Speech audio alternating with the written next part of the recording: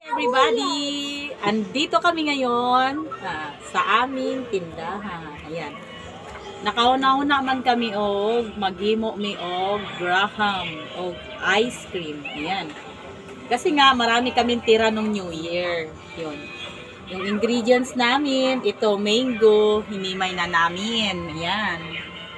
Hinimay na namin siya, and then yung Graham crackers.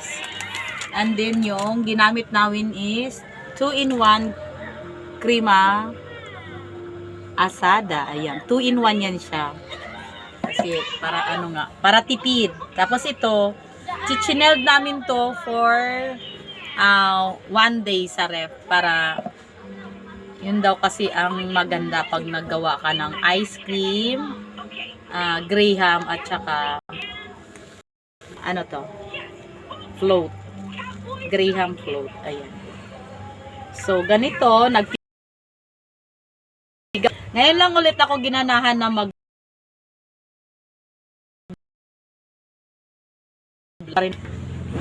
Yes! Tatlo lang yung ingredients ang ginamit namin. At tira-tira lang to nung New Year. Yan. Yung Graham crackers at Graham what is powder. Yan. Tapos yung mango. Atas, ito. Kailangan haluin to siya or twist-twist, gamitan ng tweezer para mag-double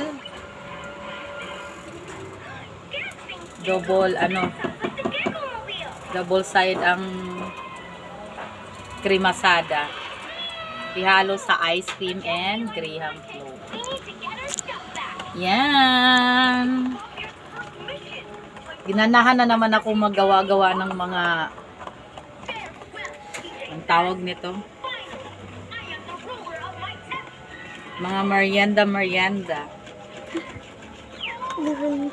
para sa mga bata. Yan, mga minatamis. Kasi nung New Year sobrang busy kaya hindi kami yan.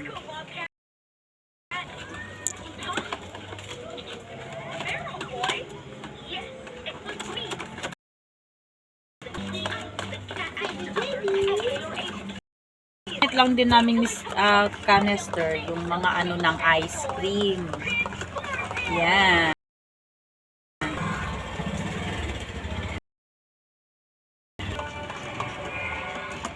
Tama na siguro.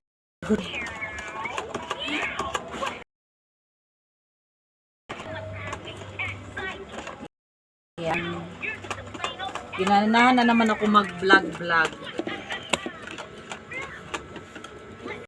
Kasi nga, wala pang work.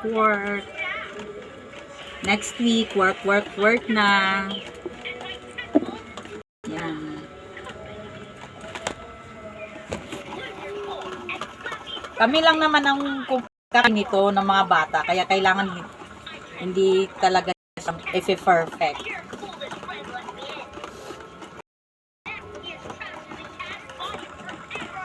Yan. Pag nalagay na yun siya sa chiller, or sa freezer, titigas na yan. Pwede na yan siyang kainin. So, go na tayo. Yan. I-arrange natin siya sa canister.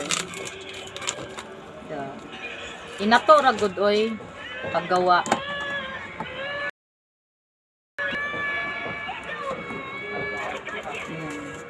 Nag-request kasi yung mga bata na kakain sila nito. Yan. Orange lang.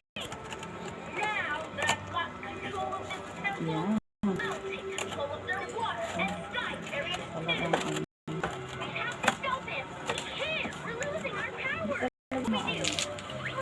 Okay na. Wait lang. Ayusin natin siya.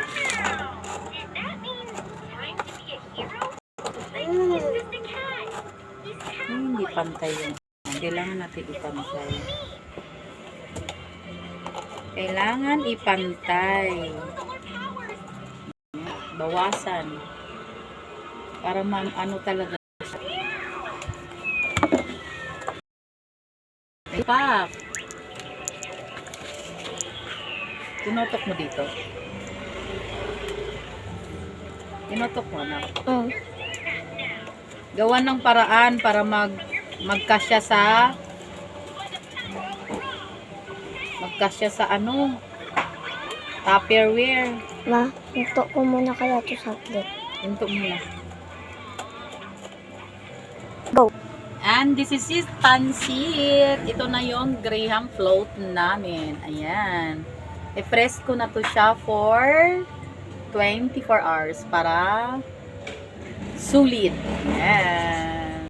Tomorrow, lamon.